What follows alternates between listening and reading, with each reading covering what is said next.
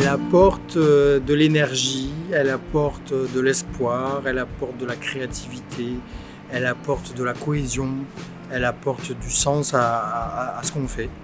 Elle apporte des nouvelles informations. Souvent, on regarde ce qui ne fonctionne pas. Et là, on va porter le regard sur ce qui fonctionne. Et ça devient de nouvelles informations, des choses qui nous échappent finalement, sur lesquelles nous ne passons pas assez de temps. Et je te compléterais en disant, la première chose à mes yeux que ça apporte dans une organisation, c'est de la joie. Ça permet d'engager des conversations qui font du bien, qui permettent aux personnes de se connecter entre elles, d'être en résonance. Alors le premier truc qui est net quand on conduit des démarches en AI et qui saute aux yeux tout de suite, c'est l'énergie, la joie, les sourires. C'est-à-dire que quand on voit des gens qui s'engagent dans la démarche appréciative, ça se voit physiquement. Ils ont un visage qui s'épanouit, qui s'ouvre, et une sensation d'énergie qui est très très forte. Une sensation de reprendre sa vie en main ou son destin en main. L'AI, ça permet aux personnes, aux groupes de se connecter à leur puissance, à ce qu'ils aiment faire dans leur métier, à ce qu'ils ont envie de partager, d'élaborer, pour aller vers un futur qui les attire. C'est une dimension supérieure, la capacité effectivement à aller au-delà du problème, au-delà de la question qui bloque. Elle permet de mettre en mouvement, de sortir d'une phase de diagnostic qui est un peu sclérosante pour mettre en mouvement le collectif vers une ambition, vers un projet.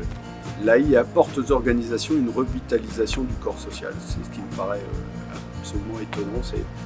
Chaque fois qu'on intervient, on a fait à peu près 25 séminaires AI, c'est de voir les sourires des personnes, la joie, les échanges. Et puis ces conversations qui se nouent les unes derrière les autres et qui fait que le corps social avance. Je suis DRH dans une collectivité de 2300 agents. L'expérience qu'on a pu mettre en place dans la collectivité fait que on a pu avoir une matière considérable à laquelle je ne m'attendais pas avec cette méthodologie-là, qui redonne aussi du sens aux agents dans leur quotidien. Moi, c'est avant tout une formidable méthode de conduite de changement. Moi, je dirais que ça permet aux organisations de regarder devant, vers l'avant, et de faire le voyage avec les forces qui existent dans l'organisation, ce qui donne la vie à l'organisation.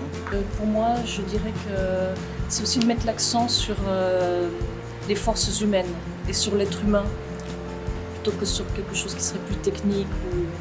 It brings the whole system in, and people know that their voice matters, and they know which way are they headed. And they start banking on their individual strengths and they start culling out the collective strengths. And the confluence of strengths is what propels people forward towards action, meaningful action, concrete action. So for organizations, it's a way to bring out the best of people, for the people, with the people, for the collective good.